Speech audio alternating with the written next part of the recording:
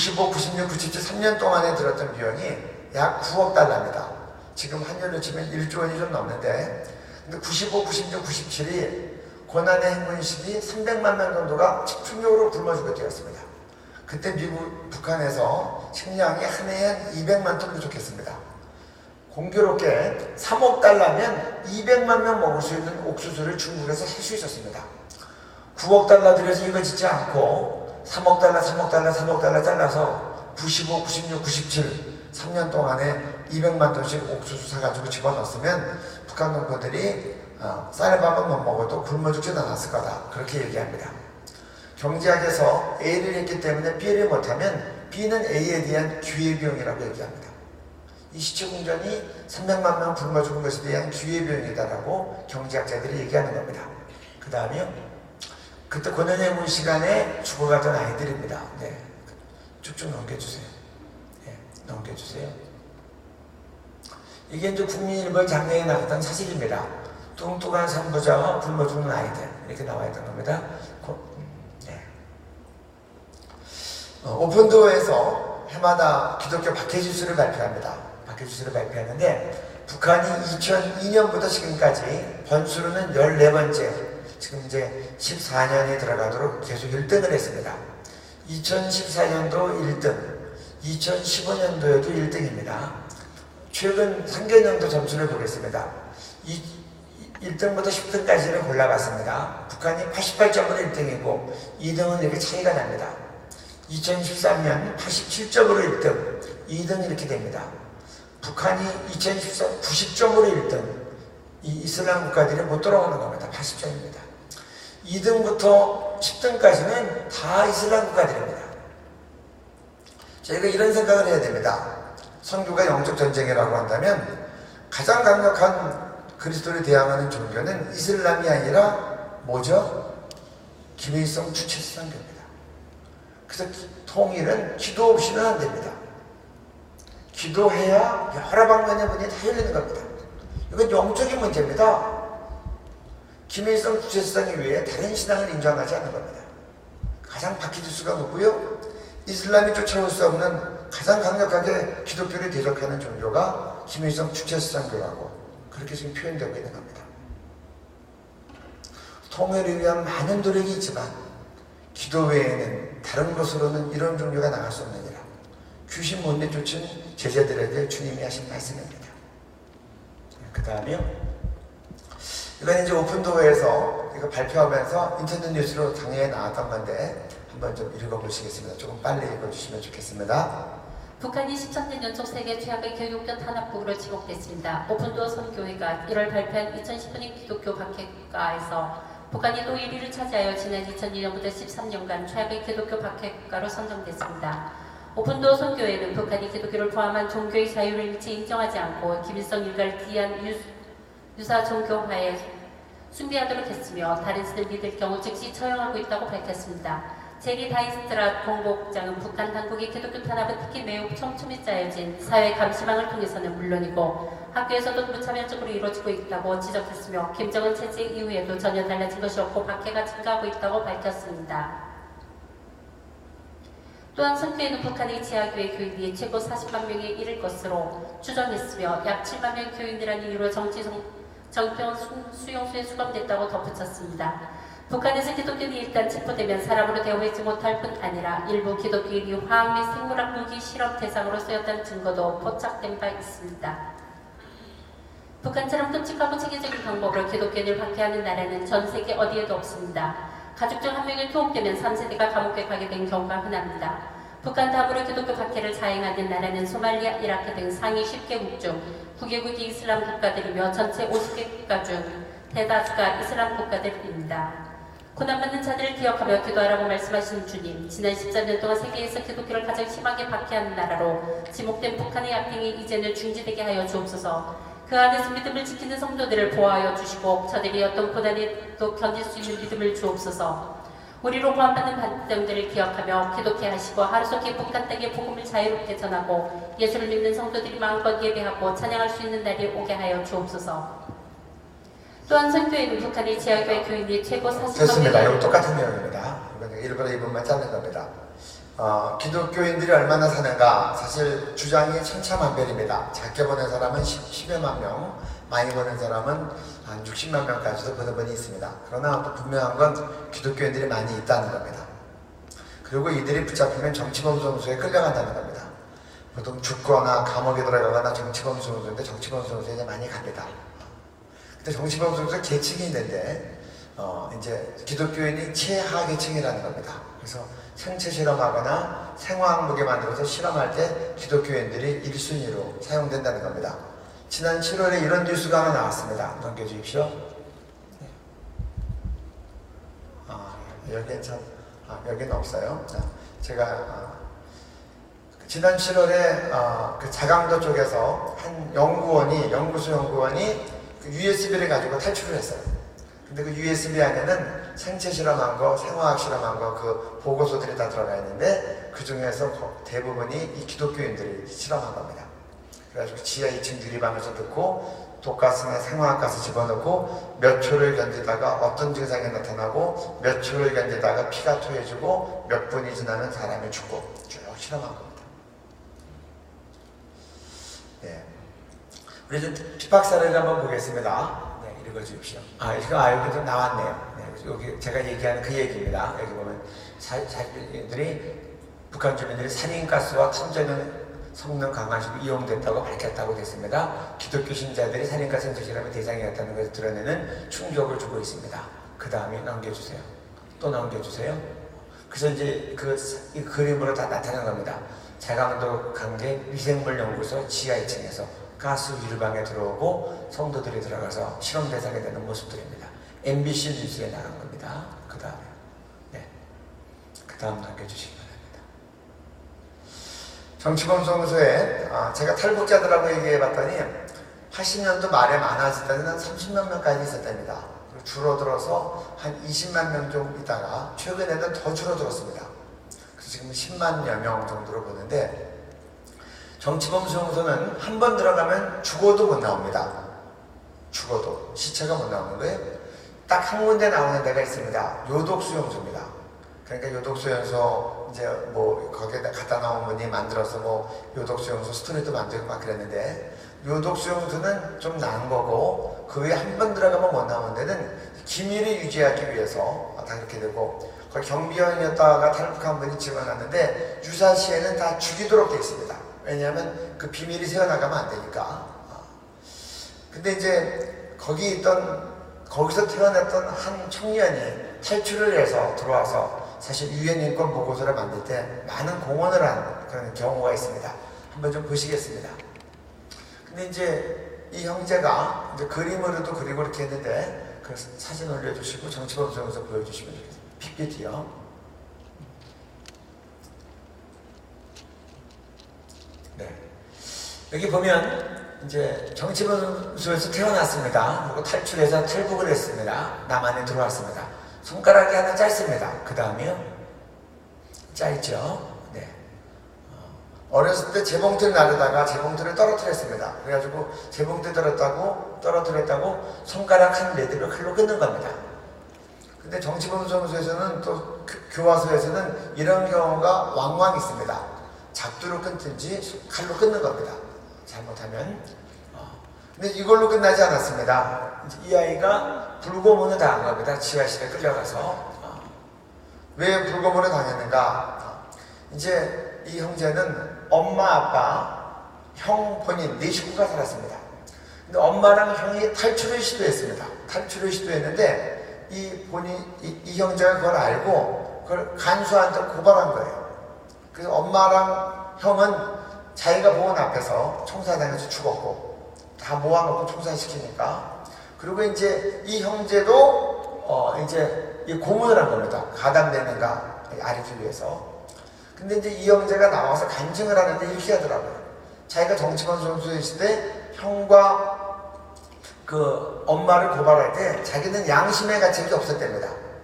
왜냐하면 마땅히 수령님을 배반했기 때문에 고발해야 된다고 생각했던 거예요. 근데 남한에 와서 예수 믿고 나서 자기가 지금은 잘못했다. 양심의 가책을 느낀다는 거예요. 제가 뭘 생각했냐고 하면 뭐 기독교인들은 그렇게 하지 않지만 우리가 하나님 앞에서 부모나 자녀를 나보다 더 사랑하면 나한테 합당하지 않고 그런 말이 있지 않습니까? 그걸 떠오르게 하더라고요. 수령님 어버이라고 배워서 꼭 이 혈육을 수령님보다 더 사랑할 수 없는 거예요. 수용소에서 태어나도 거기서 자랐지만. 네. 이 정치범 수용소 영상을 제가 짧게 보여드릴 텐데 이거는 탈북민들이 만든 겁니다. 그래서 한번 보시고 여기에 그 기독교인들이 정말 많게는 5만, 아니 적게는 5만, 많게는 7만 명까지 들어가 있다고 하는데 한번 정치범 수용소 상황에 대해서 탈북민들이 만든 동영상 한번 보시겠습니다. 네, 불을 꺼주시고요. 이 내용은 실화를 바탕으로 했습니다. 우린 지금 속고 있는 저 안에 너의 정말 꿈같은 세상이 있어. 폭도각시 노래.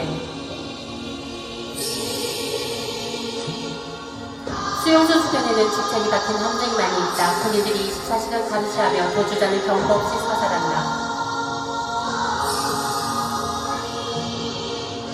사람들이 배가 고파 돼지먹이마저 서로 먹겠다고 싸운다. 나 역시 배가 고파 술통에 박힌 옥수수알도 꺼내 먹어야 했다. 도주자 한 명이 차에 묶여 바닥에 질질 끌려왔다. 뒷머리 등가죽이 다 벗겨져 너덜거렸고 그 자리에서 곧 죽었다. 이름은 이영천입니다. 전철을 한 사람은 나무에 묶여서 고통으로 울부짖다가 죽었다. 탈출하고 나면 가족들도 그렇게 굶겨서 죽는다. 엄마와 자식이 함께 매달아 놓은 것도 보았다. 군의관은 산 사람으로 수술 연습을 한다. 팔다리를 잘라도 마취를 안 하고 비명소리 때문에 걸레로 입을 틀어막는다. 여자는 정말 불쌍하게 죽는다. 가슴이 도려 죽거나 가슴에 삽자루가 붙어있는 시신도 같다. 성적으로 괴롭힘을 당하다가 죽는 것이다.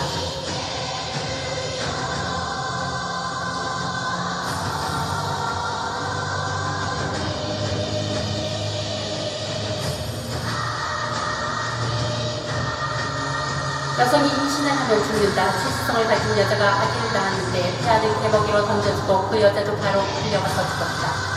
간부가 직접 산모의 배를 가르고 태아를 꺼내 밟아치는 적도 있다. 당시 28살이던 그 여자는 전기 구문으로 까맣게 타 죽었다. 젊은 여자들이 군인견에게 상태로 섞어먹히는 것도 봤는데 당시엔 그렇게 흔한 일이었다. 죽음이 일상화된 곳이었기에.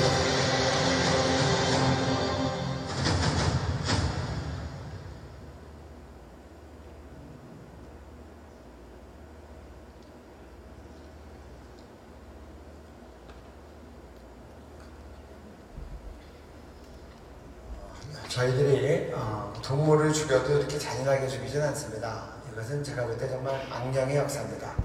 그래서 한국교회가 기도해야 됩니다. 그 다음에요.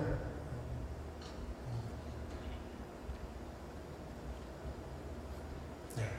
이게 이제 정치범 수용소 이제 10개로 있었는데 6개로 축소가 됐습니다. 그나마 이제 국제 여론에서 자꾸 말이 나니까 자기네들도 줄여가고 있는 겁니다. 그래서 한국교회가 알아서 기도해야 될 것 같아서 이거를 이제 저희가 매달 발간하는 월간 지저스함이 표지로 내보냈습니다. 2011년 6월호에 정치범 수용소를 특집으로 해서 이 모든 지형적인 위치, 인공위성에서 찍은 거, 탈북자들의 증언, 경비원으로 일단 탈북한 사람의 증언 담아서 내보냈습니다. 이 6개가 최근에는 4개로 또 줄었습니다. 그리고 수용소 인원들이 대폭도 줄었습니다. 한번 줄었다는 것은 거기서 다 죽었다는 얘기입니다. 한번 들어오면 이제 못 나가니까. 네. 그 다음에요. 시간 관계상 넘기겠습니다. 네. 이것도 넘기겠습니다. 네. 넘겨주세요.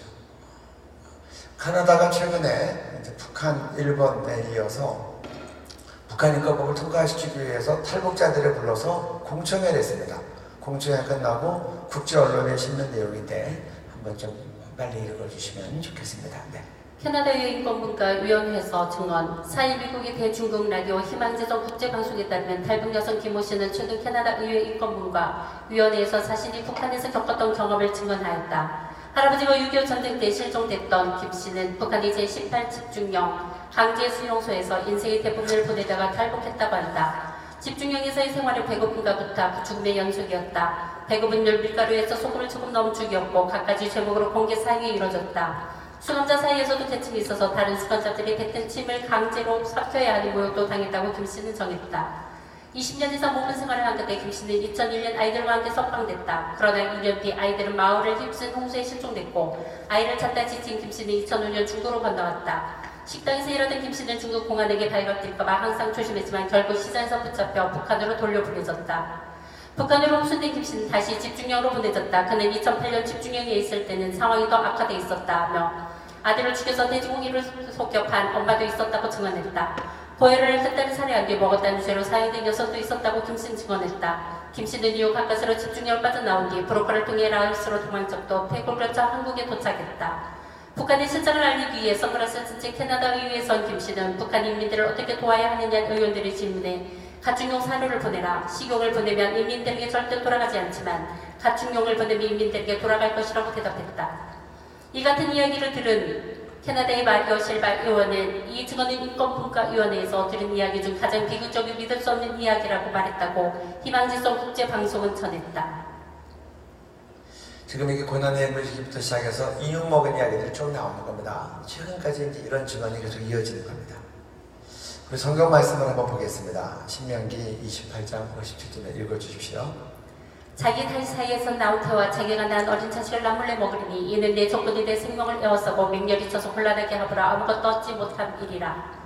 레위기 26장 28절에서 29절 내가 진노로 너희에게 대항하되 너희의 죄로 말미암아 7배나 더 징벌하리니 너희가 아들의 살을 먹을 것이요 딸의 살을 먹을 것이며 성경에 그렇게 예언되어 있습니다. 너희가 나를 배반하고 무상숭배를 하면 너희가 너희 태의 자식을 너희가 먹게 될 것이다. 너희가 아들의 살을 먹을 것이요 딸의 살을 먹을 것이며 이 말씀이 지금 가장 심각하게 이뤄진 데가 북한인 겁니다. 아까 첫 장면부터 보셨지만 온 국가적으로 국민적으로 다 세뇌돼서 저렇게 우상숭배한 나라는 인류 역사상에 없었습니다. 지금은 이제 배급이 끊어지고 한류가 들어가서 좀 덜합니다. 하지만 그 이전의 그 역사들을 우리가 지금 다 보지 않았습니까? 눈 뜨고 나서도 본인이 아니라 사진 앞에서도 무릎을 꿇고 절을 하는 겁니다. 초상화가 비린마저도 견딜 수 없어 하는 겁니다. 알지 못하고 했지만 심각한 우상죄 때문에 이 토지가 솟아내 내지 못하는 거예요. 옥수수 박사로 유명한 김순건 박사께서 북한에 갔다가 추방돼서 나왔습니다. 근데 그런 말씀을 하시는 거예요. 옥수수가 박토에서도 잘 되는 식품인데 북한에서는 옥수수도 잘 안 되더라는 거예요. 너무나 우상숭배의 지역이 심하니까 피조세계까지 다 신음하는 겁니다. 소산이 잘 나오지 않아요. 어떻게 하면 저 땅에서 소산이 잘 나오겠어요? 우상숭배 그쳐주고 그곳에서 참 삼위 하나님께 찬송과 예배가 올라가면 우리의 영혼도 회복되고 살아나지만 피조세계도 다 회복되는 거예요. 그러면 소산이 나오는 겁니다. 그래서 이 영적인 문제를 영적으로 풀어야 돼요. 그래, 복음 통일을 생각하면서 말씀을 좀 보겠습니다. 누가복음 10장 27절부터 37절까지 말씀입니다. 대답하여 이르되 내 마음을 다하며 목숨을 다하며 힘을 다하며 뜻을 다하여 주 너희 하나님을 사랑하고 또한 내 이웃을 내 자신같이 사랑하라 하였나이다. 예수께서 이르시되 내 대답이 옳다. 이를 행하라. 그러면 살리라. 그 사람이 자기를 옳게 보이려고 예수께 여짜오되 그러면 내 이웃이 누구이니까? 예수께서 대답하여 이르시되 어떤 사람이 예루살렘에서 여리고로 내려가다가 강도를 만나매 강도들이 그곳을 벗기고 때려 거의 죽은 것을 버리고 갔더라. 마침 한 제사장이 그 길로 내려가다가 그를 보고 피하여 지나가고 또 이와 같이 한 레위기 그곳에 이르러 그를 보고 피하여 지나가되 어떤 사마리아 사람은 여행하는 중 거기에 이르러 그를 보고 불쌍히 여겨 가까이 가서 기름과 포도주를 그 상처에 붓고 싸매고 자기 짐승에 태워 주막으로 데리고 가서 돌보아 주니라. 그 이튿날 그가 주막 주인에게 편하려온 둘을 내어주며 이르되 이 사람을 돌보아주라. 비용이 더 들면 내가 돌아올 때 갚으리라 하였으니 내 생각엔 이 세 사람 중에 누가 강도 만난 자의 이웃이 되겠느냐. 이르되 자비를 베푼 자니이다. 예수께서 이르시되 가서 너도 이와 같이 하라 하시니라. 율법학자가 예수님께 질문합니다. 네 이웃을 내 몸같이 사랑하라고 했는데 이웃이 누굽니까? 그랬더니 예수님이 여리고로 내려가다 강도 만난 사람 얘기를 하는 겁니다. 맞아서 거반 죽게 돼서 버려졌는데 제사장이 피해가고 레위인이 피해가고 혼혈이었기 때문에 경멸 받았던 사마리아 사람에 가서 치료하고 짐승에 태워서 여관에 맡긴 다음에 돌보다가 떠나면서 여관 주인에게 돈을 주면서 부탁하는 겁니다. 우리 그 본문 말씀 마지막 PPT를 올려주세요. 본문 말씀에. 그러고 나서 예수님이 다시 거꾸로 자기한테 질문했던 율법학자한테 되묻습니다. 네 생각에는 이 세 사람 중에 누가 강도 만난 자의 이웃이 되겠느냐? 그러니까 율법학자가 사마리아 사람이라고 얘기하기 싫었는지 모릅니다. 자비를 베풀 사람입니다. 예수께서 이르시되 가서 너도 이와 같이 해라. 저는 이 말씀 묵상하기 전에 내 이웃을 내모같이 사랑하라고 하면 우리 가족이 이웃인 줄 알았어요. 우리 교회 교인들이 이웃인 줄 알았고 가까운 친구들, 동네 사람인 줄 알았어요. 예수님의 설명은 전혀 다른 말씀하십니다. 사마리아 사람이랑 강도 만난 사람이랑 평소에 같은 동네 살았겠어요? 서로 이름을 알았겠어요? 제 생각엔 태어나서 처음 만났을 것 같아요. 어쩌면 자기를 경멸했던 유대인이었을지도 몰라요. 근데 지금 내가 도와주지 않으면 죽어가는 그 사람 내가 도와줄 때 그때 나는 그의 이웃 된다는 거예요. 이게 예수님이 누가 이웃입니까? 라고 물어보는 그런 율법학자에 대한 이웃에 대한 설명이에요. 지금 주님 우리에게 말씀하시는 거예요. 누가 주체상이라는 강도 만나서 이 세상에서도 지옥같이 살다가 죽어서는 진짜 지옥 가는 북한 동포들의 이웃이 되겠느냐? 말씀하십니다. 이웃사랑은 가까운 사람들끼리 서로 정리하고 빌려주고 축복하고 끼리끼리 좋아하는 거 아니고 이 말씀대로라면 지금 내가 도와주지 않으면 죽어가는 그 사람 도와줄 때 나 그의 이웃 된다는 거고 그 말씀 다시 올려주십시오. 그리고 주님 말씀 설명으로만 끝나지 않았어요. 아까 설명했던 말씀 가서 너도 이와 같이 해라 라고 하셨다는 겁니다. 우리 그 다음 말씀 보겠습니다. 네, 읽어주십시오. 사울이 길을 가다가 다메섹에 가까이 이르더니 후련히 하늘로부터 빛이 그를 둘러 비추는지라 땅에 엎드러져 들음의 소리가 있어 이르시되 사울아 사울아 내가 어찌하여 나를 박해하느냐 하시거늘 대답하여 주여 누구시니까 이르시되 나는 내가 박해하는 예수라. 네, 그 다음 말씀도 같이 읽습니다. 네.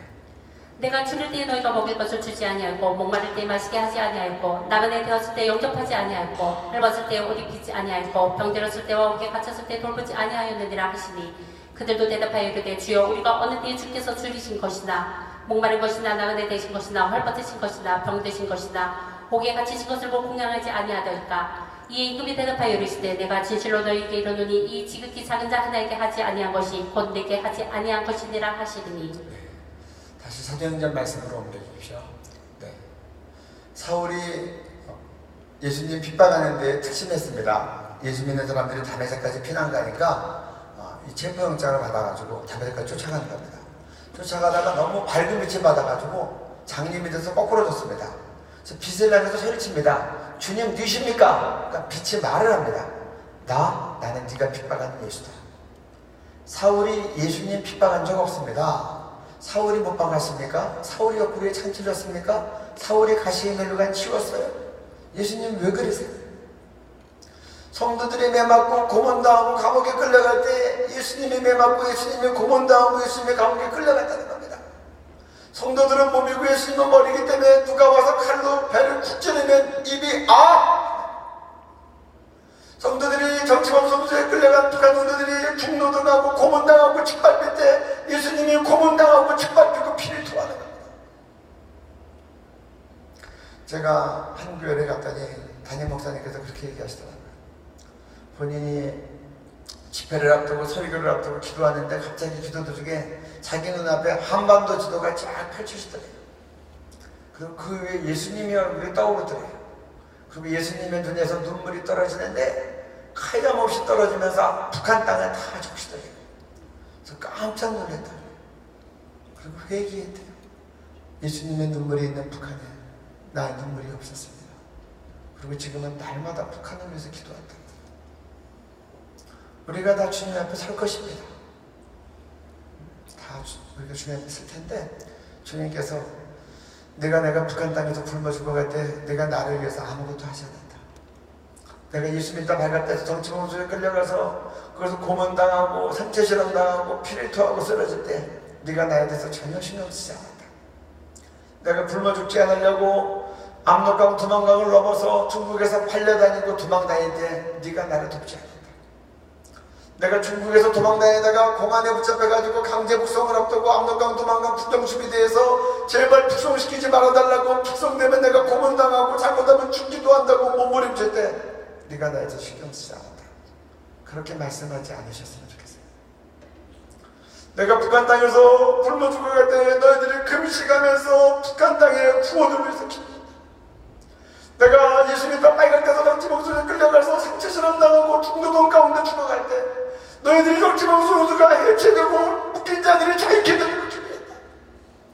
내가 목숨을 걸고 압록강 도망강을 넘어서 중국에서 도망간 이후 8년일 때 너희들이 돈을 모아서 나를 남한 땅으로, 미국 땅으로 데리고 왔다.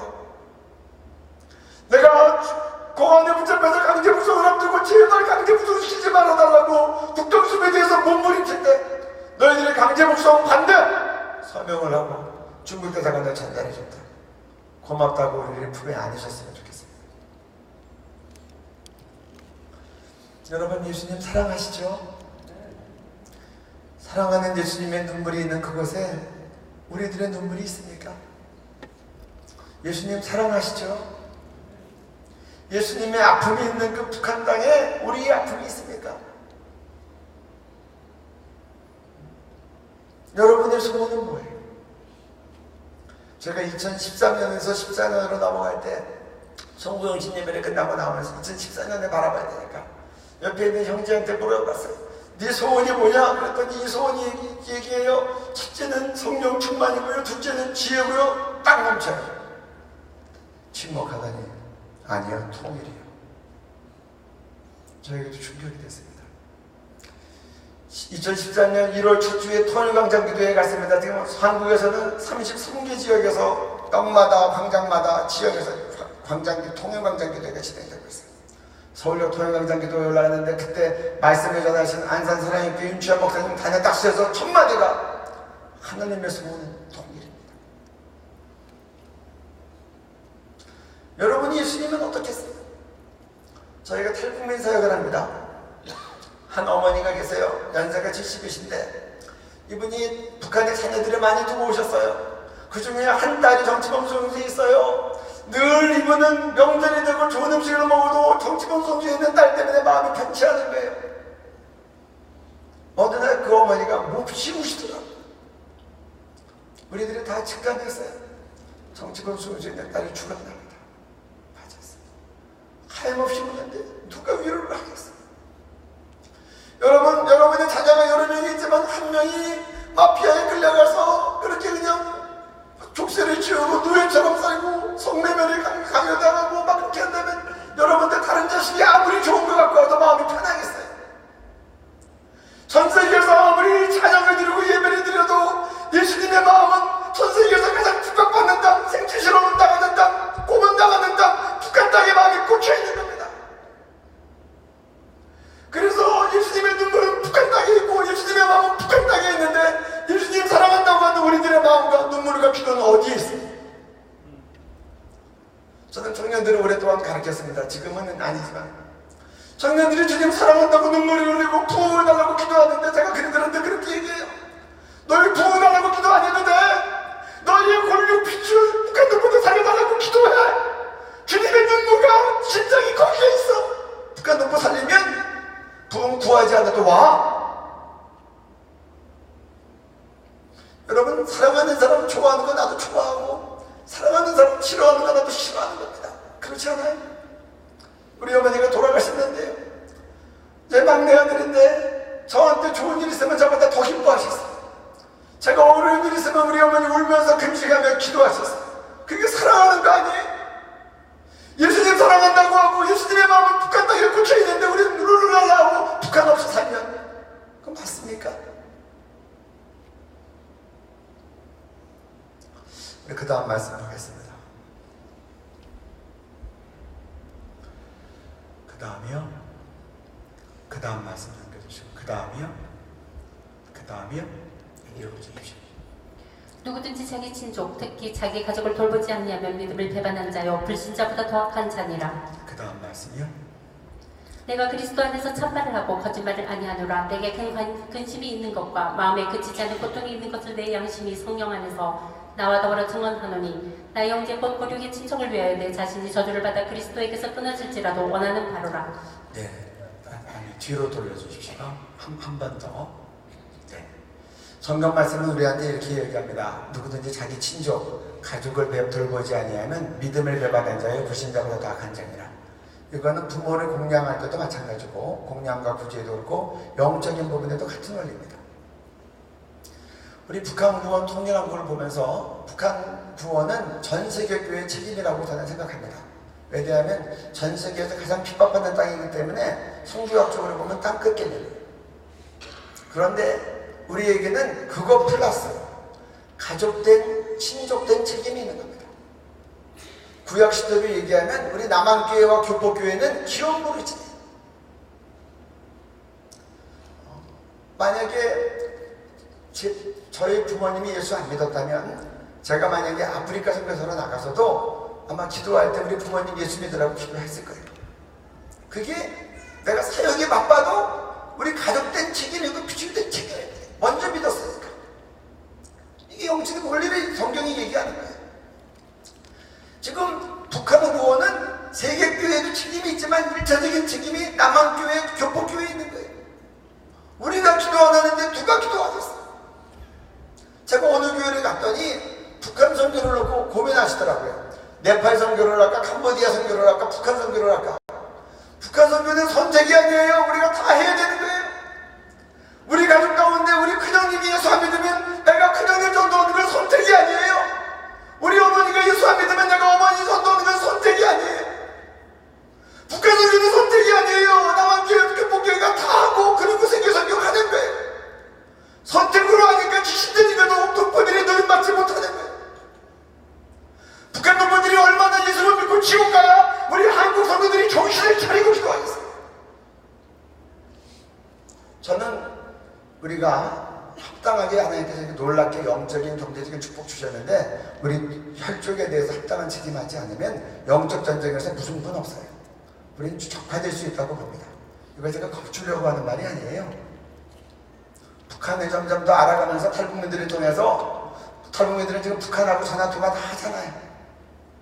영적인 전쟁에서 무슨 분 없어요. 우리가 그리스도의 사랑과 능력으로 북한을 구원하든지 아니면 먹히는 거예요. 하나님 우리에게 벌써 70년의 기간을 주셨는데 왜 북한에 대해서 남한교회가 교포교회가 이렇게 소극적인지 모르겠어요. 우리 어머님이 나 사랑하는 딸이 아들이 정치범 성소에 있으면 우리 마음이 이렇게 되겠습니까? 사도 바울을 보겠습니다. 로마서 말씀입니다. 사도 바울은 이방인 선교사로 그 인생의 대부분을 보냈습니다. 사도 바울이 그렇게 얘기합니다. 자기 민족에 대한 고백입니다. 내게 큰 근심이 있는 것과 마음에 그치지 않는 고통이 있다. 유대인들이 복음받지 않으니까 내게는 큰 근심과 마음에 그치지 않는 고통이 있다고 하는 겁니다. 우리가 북한 동포들이 예수 믿을 기회도 갖지 못하고 죽어가기 때문에 나에게 큰 근심과 그치지 않는 고통이 있습니까? 그 다음에 사도 바울의 기도가 나와 있습니다. 나의 형제 곧 골육의 친척을 위하여, 쉽게 얘기하면 유대인들을 위해서 내 자신이 저주를 받아 그리스도에서 끊어질 자라도 원하는 바로다.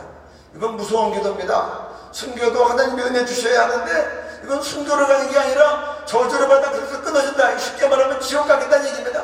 내가 지옥 갈지라도 나의 형제 골육의 친척 우리 민족이 예수 믿고 구원받을 수 있다면 내가 지옥 가겠습니다. 이게 사도 바울의 기도였습니다. 이방인 선교사로 부름받았던 사도 바울이 민족을 위해서 이렇게 기도했습니다. 우리는 어떻게 기도합니까? 선교사님들은 각각 선교 현장에서 민족을 위해서 기도하십니까? 북한 동포들이 가장 복음되지 못하고 지옥 간다고 하는데 사도 바울의 기도가 우리의 기도입니까?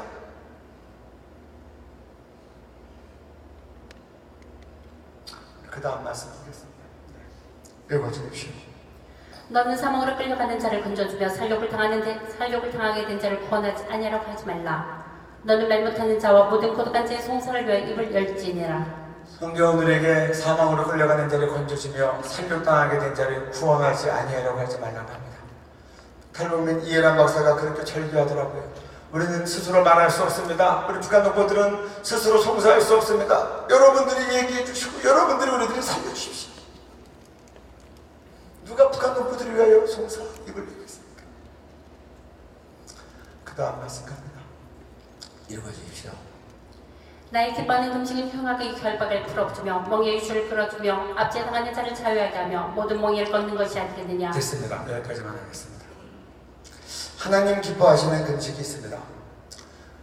흉악의 결박을 풀어주고 멍에의 줄을 끌어주며 압제당하는 자를 자유하게 하고 모든 멍에를 꺾는 것이 아니겠느냐. 이 말씀을 보면 북한 농부들이 떠오르지 않습니까?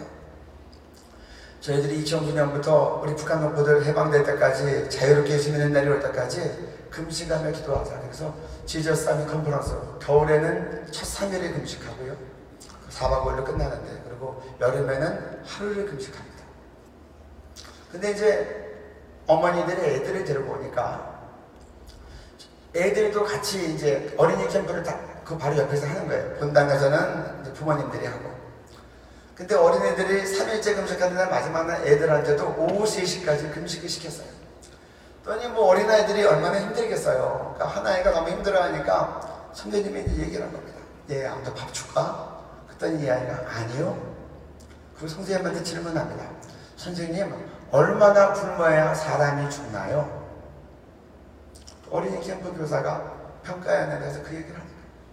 북한 동포들 굶어 죽는다는 얘기도 자기도 배가 고프니까 얼마나 굶어서 며칠이나 굶으면 사람이 죽는다고 물어본 거예요.